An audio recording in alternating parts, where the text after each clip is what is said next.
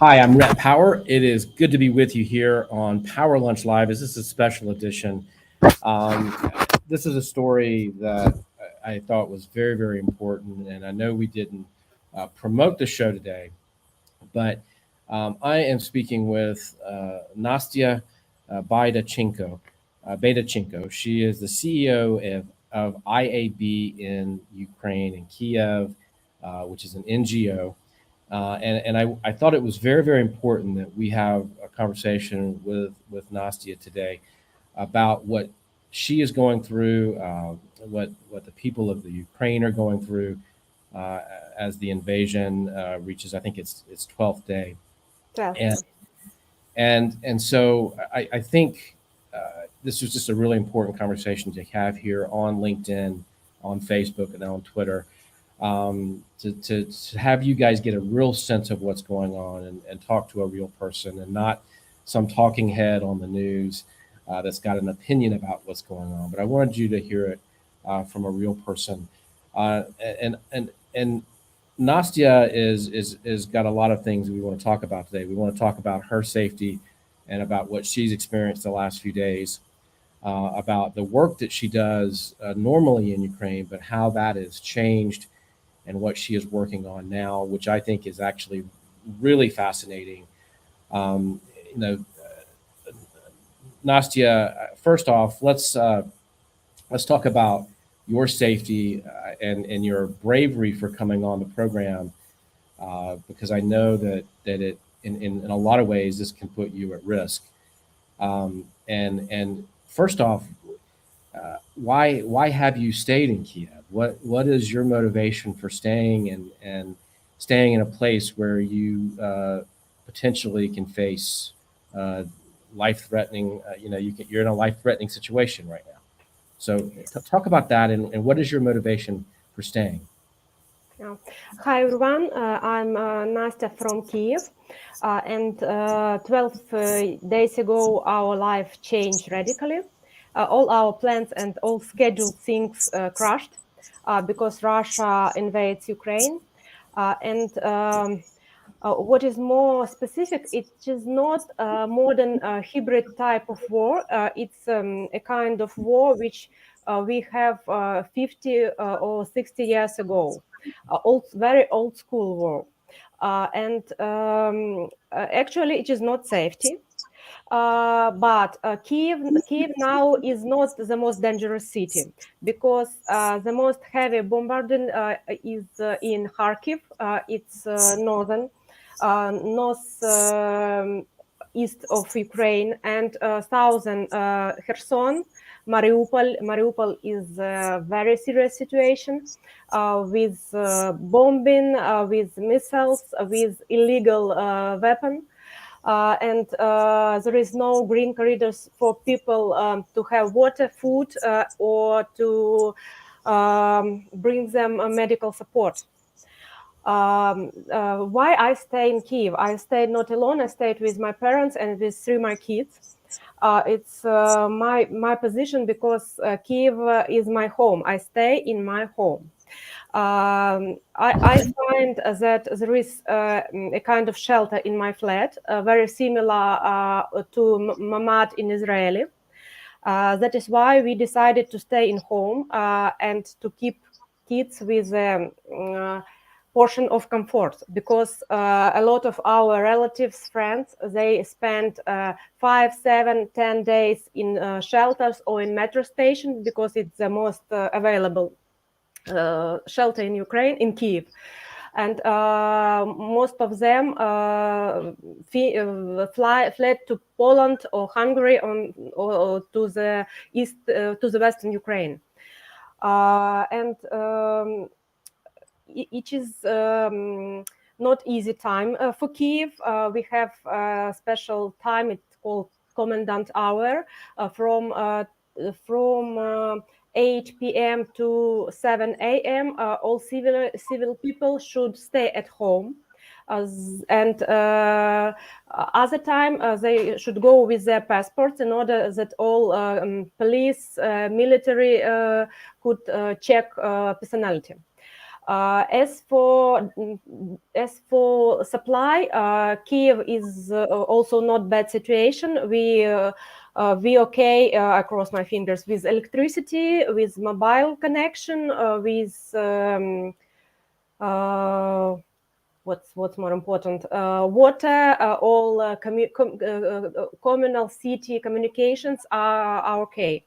And the most tragedies we have in the South Ukraine were because electricity was crushed, electricity supply was destroyed, and heating was destroyed, and water supply were destroyed.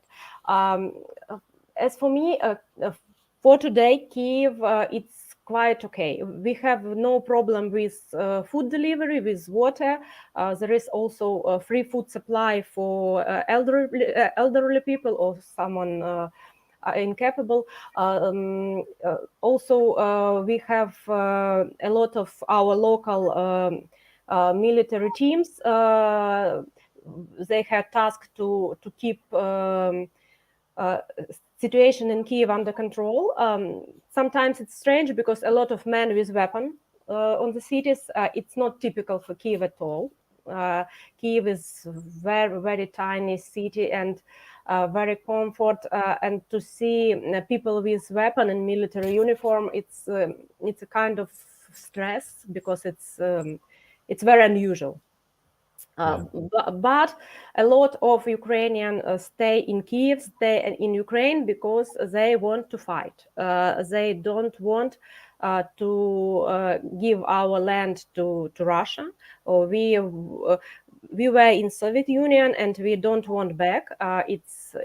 We have bad experience with genocide, with starving, with a lot of dissidents were killed, and we don't want back. We will be fighting for our land, for our kids, for our future without any Soviet Union backups. Yeah, I understand that very much, and I appreciate that. What is, where do you think that from you, because I find this remarkable in a lot of ways that you could have left, but you decided that you wanted to stay. Where does that courage come from? Because it is courage, and you put it aside and said, I wanted to stay in my home and I wanted to, I wanted to be here with my parents. But it is courage, and it is being brave, and it is being strong. Where do you get that inner strength from, do you think? Where do you get that inner courage? Because this is, I know how scary this is. I've lived in a war zone before, and I know that the pressure, there is you live with that constant fear in the back of your mind. Yes, you have to go through your daily things like eat and cook food and do the normal things that you have to do, but it is in the back of your mind, and so how do you deal with that, and where does that strength come from in you? Oh, it's difficult questions because I think that courage or braveness is very difficult to understand it with ratio. Because courage it's more about emotions. It's about feeling. If I feel courage, I feel I could stay here. I feel I manage with all the things.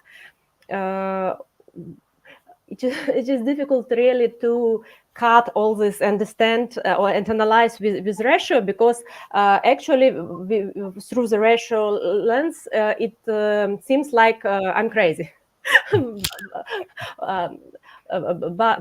I'm not, and actually I have strong faith that everything will be okay with my country and with me too, and with my kids, and it's a kind of faith. It will be difficult to find another words and another than faith. I have faith that everything will be okay, and we build every damaged building. We plant every damaged tree and make our great cities like Kharkiv, which is almost destroyed, great again, and built again from ruins. Mariupol, Kherson, a lot of cities, and unfortunately a lot of culture monuments. Already a lot of churches, cathedrals are damaged, and even which is very wild for me. Even Holocaust memorial in Babi Yar was damaged, and a lot of city infrastructure, a lot of communications, electricity stations, and so on. But I have actually strong faith that we everything will recover. We rebuild everything, and everything will be okay with our country. What is to me really upset, one of the things that's of many things that's upsetting, is that when you go after cultural heritage, I mean, that is a war crime. I mean, that is against international law. Yeah. To attack cultural heritage, and I mean, we've seen that done in other conflicts, but it is against international law, and it is just wrong on so many levels. Tell me about how you mentioned your children. How are your children coping with this? Oh, my children are 16, 14, and 4.5 years old. And I can see that elder girls, they understand the situation, and even the youngest is a boy. I think he understands why we stay in flat, why we don't go and have play to the street, because we have such. He understands what country attacked Ukraine. He asked when they go home. Mm-hmm.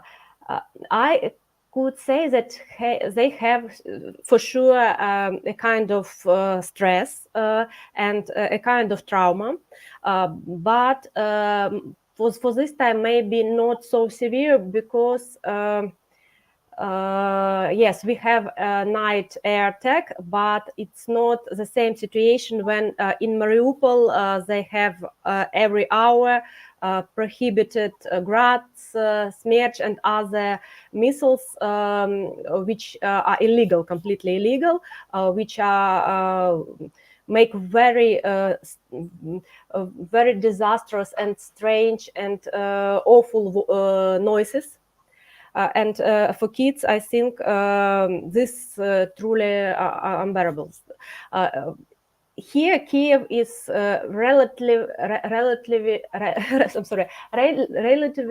more safe. I think all of my kids and a lot of kids in Ukraine, they should, after all this will end, go to therapy, because all of them in what part of Ukraine they are, they should have therapy because of post-traumatic syndrome.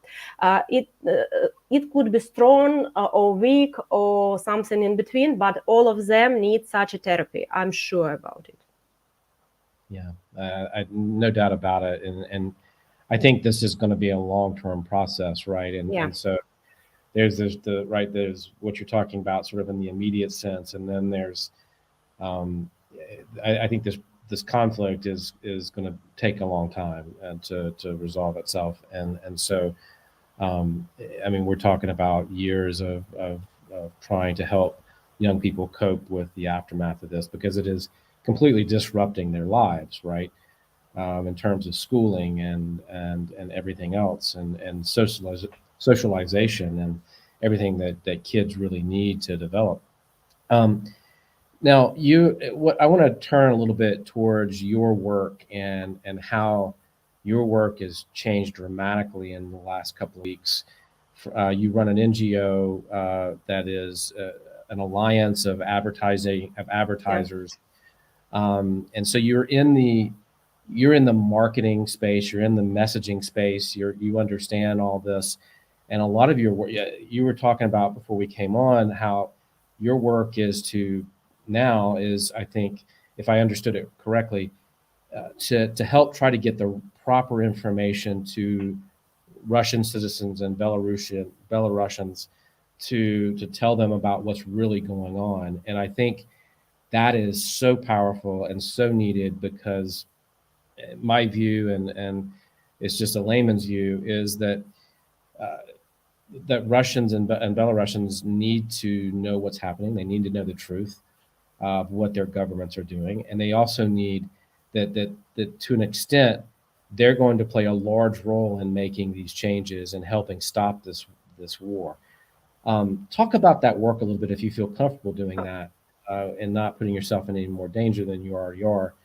Talk about that a little bit, and how important that is. Yeah, definitely. We have plans for this year in December. So we plan almost every month. We have a great project on digital professional certification, digital agencies rating. So which is normal routine for our day-to-day work. But and I can say we have more than 30 projects planned for this year. But 12 days ago, everything changed dramatically, and we just keep on hold all our planned activity and focused only on special communication campaign, which was targeted to Russian people, to Belarus people, and to European people, with different messages. First of all, we tried to bring full information to Russia, because Russia is a country with strict government control. They have a special government organization that could ban any site and any media, and they also have governmentally controlled search engine Yandex. It calls also very specific availability of information to the Russian people. And a lot of us here in Ukraine have relatives in Russia, and we easily understand that they have very specific point of view, because their TV channels speak so, because they have special media controlled by government, and so on. Most of them doesn't understand that soldiers were sent not to military study or training. They were sent to war in Ukraine, and we tried to send them these messages that there is actual war. To the soldiers' moms, that your sons are not on military training or something like that. They are on real war. We also try to deliver number of losses, because it is very, very low in Russian announces. Now it's 11,000 losses in people. But Russia announced something about 500 or 600. It's drastic difference. So we communicate real situation with losses. We communicate real situations with it's not a special operation, it's war, and we show what is in Kharkiv after air attack. We show a photo of Kherson after all this attack, photo of Mariupol, evacuation from Irpin, it's satellite cities around Kiev, and situation is for now very dangerous, because people are almost imprisoned in their homes with no delivery for food, electricity, and so on. It's almost people disaster. It's humanitarian disaster, and there is no possibility to negotiate any green corridor for evacuation. And it's not that our party doesn't want. It's because Russian started every time green corridor was negotiated. Russians start the attack. and a lot of civilians were killed during evacuations, which is actually dreadful. And we lost 38 children and 71 child was wounded. It's fresh statistics, tragic statistic, I can say.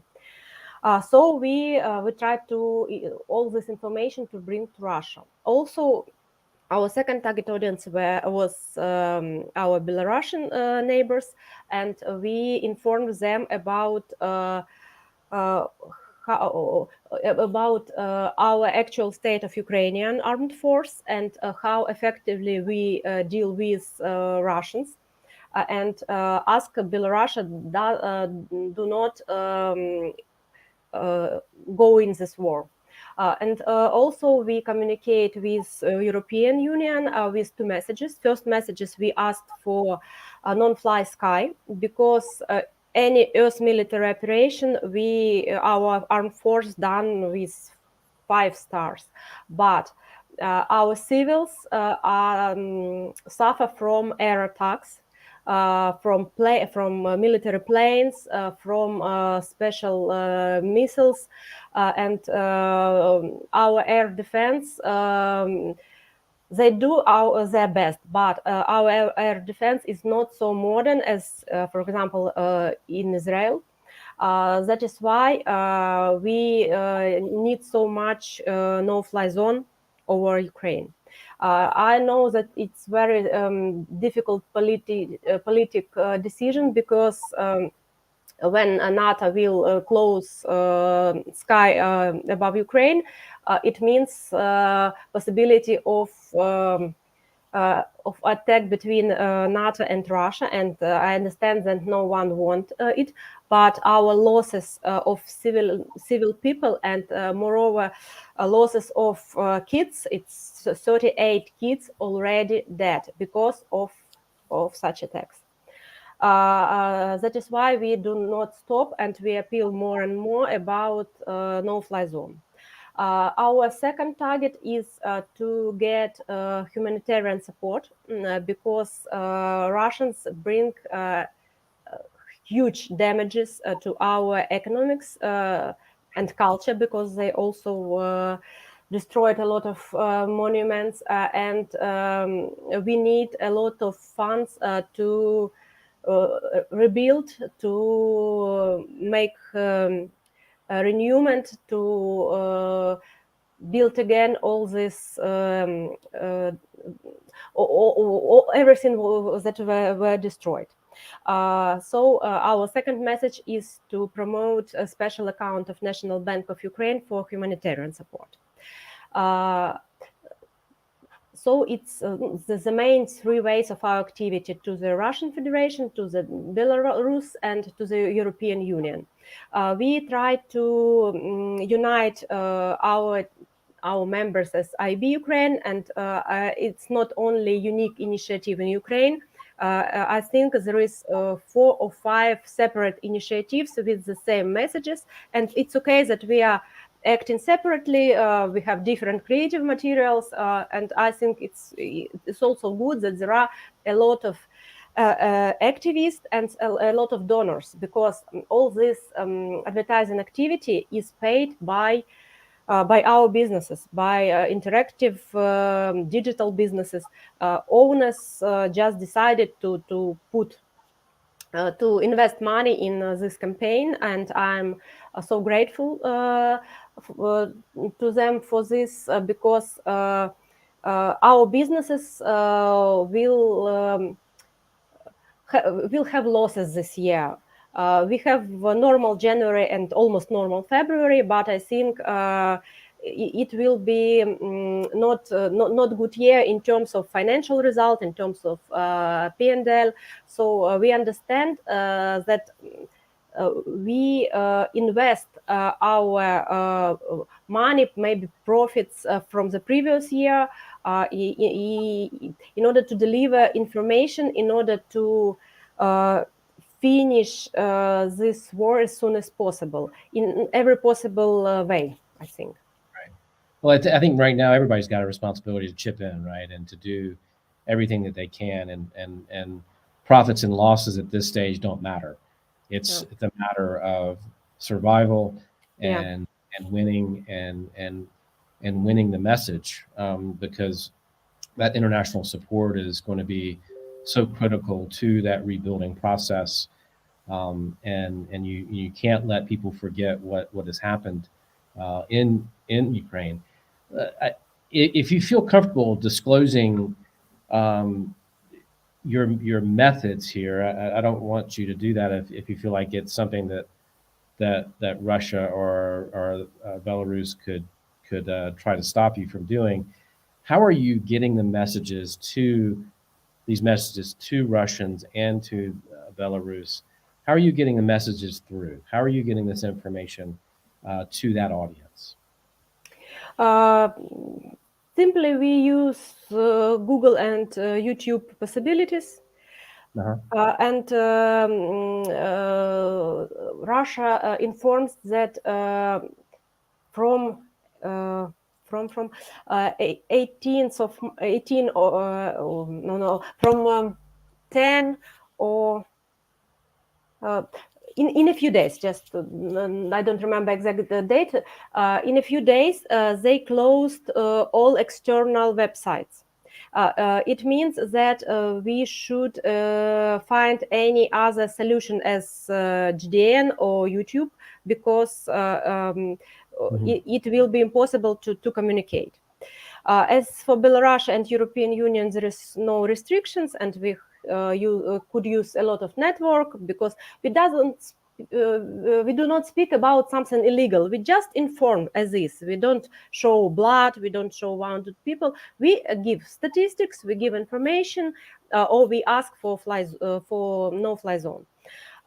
It's legal advertising. It's legal communication.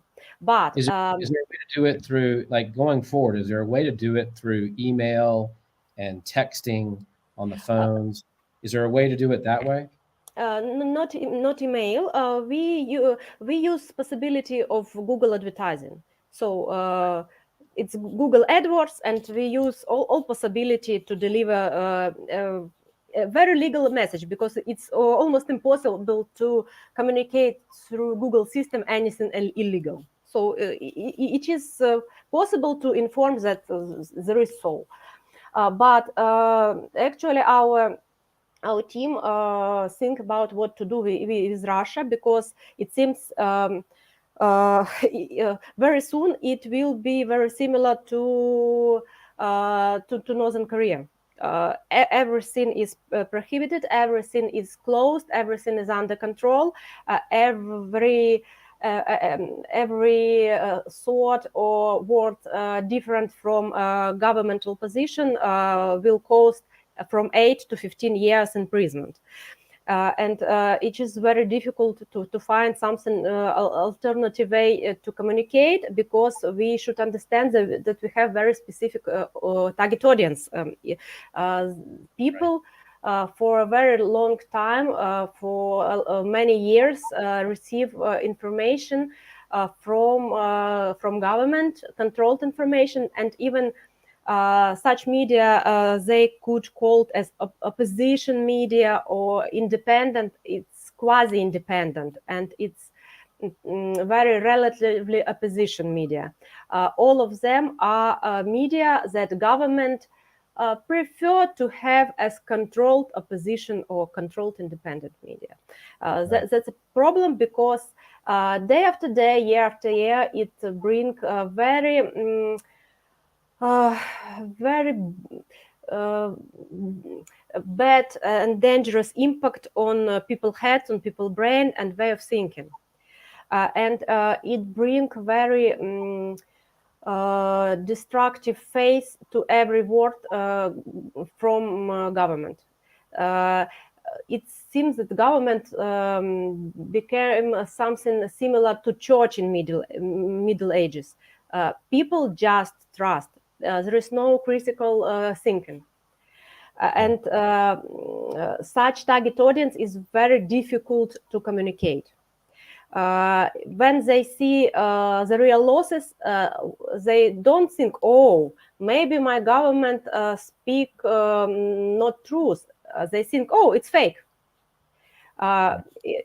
It's problem. Actually, I don't know magic solution for it for now.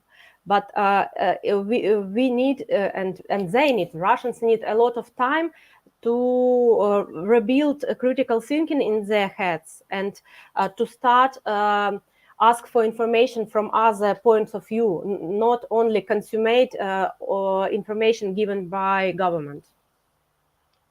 Well, I wish you the best of luck in terms of trying to find ways to get to the Russian and Belarus markets, and please don't hesitate to reach out to me. We have a bunch of creative people here that I work with that would love a challenge of trying to find a way to reach that market. So I'm happy to sort of offer that assistance in terms of maybe some new methods that you could use. I do want to say, I hope you stay safe. I would love to check in with you later in the week to see how you're doing and to see if things have changed. Before we go, I will say that we've got a lot of comments today. We've got comments of support from Vietnam, from England, from France, lots here in the U.S. And so I know people are out there, they're listening, and they're taking your message to heart. And I would say to anybody out there, if there's a question, I've got one more question for Nastya, but if you have any questions for Nastya, please write them in the chat, and I'm happy to ask. We haven't covered everything I'd love to cover, but I've kept her on the phone for 30 minutes today already. So Nastya, what is and how can people help? We were talking about that before we came on, and you had said, and we were talking about how we need the money to go to the right places, so that the aid gets to people and it gets in the right hands, so that people aren't. There's so many ways that people can be scammed nowadays. But you were talking about your work and some of the work that the government is doing. Talk about how people can get involved and how they can help. Okay. Our government launch two accounts. One is for armed force support and one for humanitarian support. As far as I understand, it's not easy or sometimes legal, for example, in a European country to support account for armed force, because it's like to give money to foreign army. But account for humanitarian needs, for humanitarian support is absolutely acceptable. For example, for European people, I speak a lot with our European branches. So the best way to help is to donate money to the humanitarian support account. It's official, it's our National Bank of Ukraine. And it means that this amount of money will be spent on humanitarian needs, for food, for clothes, for accommodation, and so on, for people who suffer from war. It's very important, if possible, to donate money for this account, because a lot of people lost their homes, they lost their houses, their flats, or all they have. A lot of fled just with their pajamas or something like that. They keep their children, hand back, and go to Poland or to Western Ukraine or to Hungary and so on. It means that these people will need everything from toothbrush to jeans, on to sweatshirt, or elementary basic needs. And our government, and for example, our Kiev authority do the best their best and try to support all people and single people and elderly people and people with special needs. Actually, few weeks after, all Ukraine needs such support, because the last statistic is that more than 1,020,000 people fled from their homes.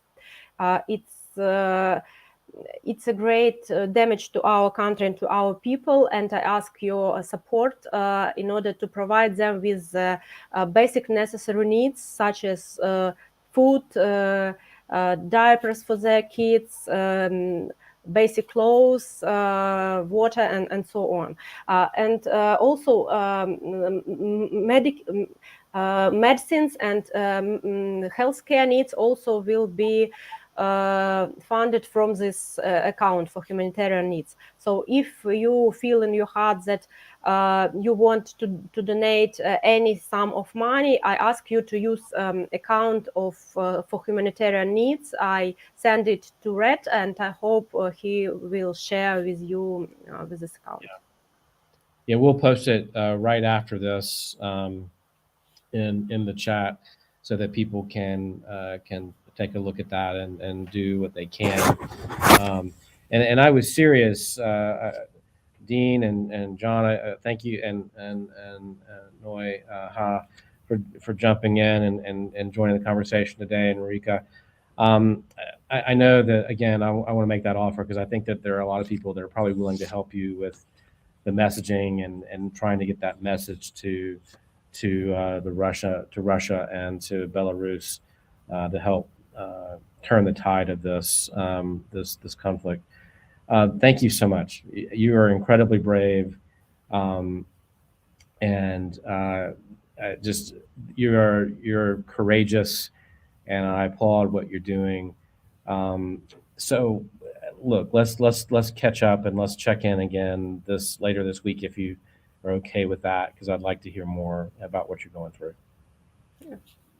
Okay. Thank you. Thank you, Nastya. And hold on just a second. We're gonna shut the live feed off, but then I wanted to chat with you for just a second. So hold on just a sec, okay?